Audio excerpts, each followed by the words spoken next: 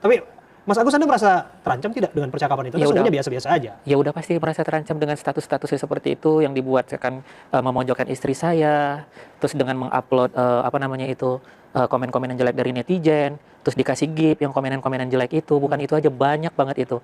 Diupload di story dia itu, seakan kita tekan dia langsung bilang nanti kita laporkan di Insta gini begini nih katanya gitu, dengan catatan seakan-akan kita tuh ditekan terus nih pas waktu minta mutasi. Kan kondisi Agus lagi sakit, mungkinkah dalam kondisi Agus trauma, terus kondisi lagi sakit seperti itu, ngedrop, depresi, kan nggak bisa lah di saat itu juga. Terus dia minta juga untuk melihat mutasi dari rekening Agus di M-Banking, rekening Agus di handphone. Cuman kan di waktu malam itu nggak bisa. Kenapa? Karena yang Agus pakai kan itu kartu ekspresi, bukan yang bisa dicek 1 bulan.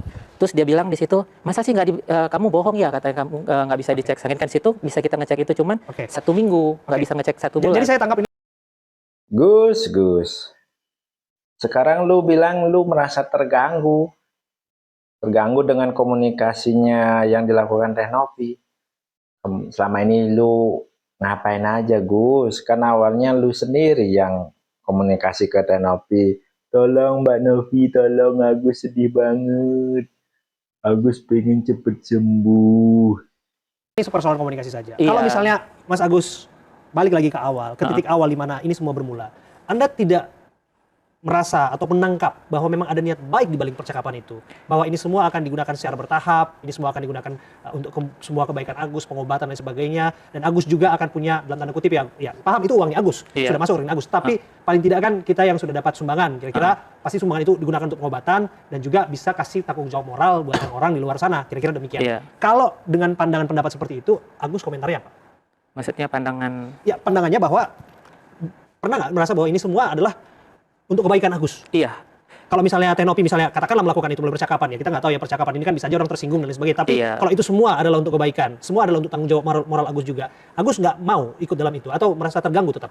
Merasa terganggu Agus, kan harusnya kepengennya Agus tuh ya kita cari jalan terbaik ini, datang ke, karena kan kita salah maksudnya miskomunikasi lah gitu kan, karena nggak tahu begininya gimana kita di dalam, datang ke sini, jangan ke media sosial, datang nasehatin Agus kan dari awal pun memang tidak ada perjanjian itu. Gus nanti kenapa seperti ini, kenapa dikasihkan seperti ini, kenapa dipinjamkan seperti ini kan untuk dana berobatnya Agus. Alangkah baiknya seperti, kecuali memang kita tidak udah tidak bisa dibilangin lagi, sudah bisa, ya silakan. Iya Gus, iya itu uang Agus, tapi bukan buat poya-poya. Itu uang donasi ya Gus, bukan sumbangan, donasi buat pengobatan. Kalau buat poya-poya mah mana ada yang nyumbang Gus. Apa lu bilang? Miskomunikasi. Yang bikin miskomunikasi ini dari pihak lu Gus. Lu pada daratan lu. Kayak ya, jadi sebenarnya dari pihak Novi sangatlah membuka diri untuk bagaimana bisa pengobatan Agus. Bahkan terakhir saya komunikasi sama Novi, saya bilang, Nov ini ujungnya mau dibawa kemana? Dia bilang saya masih fokus Bang supaya Agus matanya cepat sembuh menggunakan dana yang dari kita.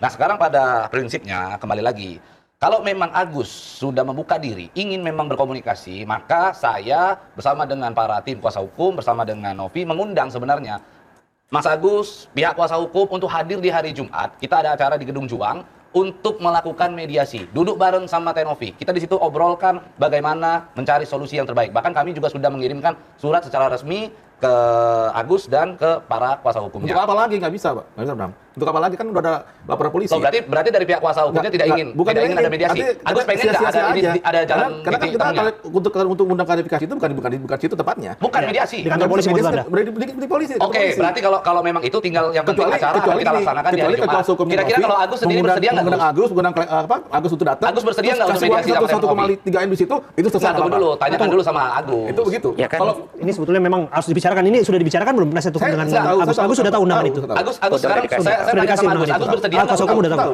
Karena itu kan udah, maaf ya Pak Pablo, karena kan Agus punya kuasa hukum, karena itu semua udah Agus serahkan ke kuasa hukum. Enggak, kita bicara begini, kalau kita kuasa hukum, saya ulang lagi ucapan saya tadi di awal. Dasar dari hukum di dunia ini, di dunia lah, saya nggak bicara Indonesia nih. Di dunia ini, dasarnya adalah moralitas. Moralitas itu datang dari hati.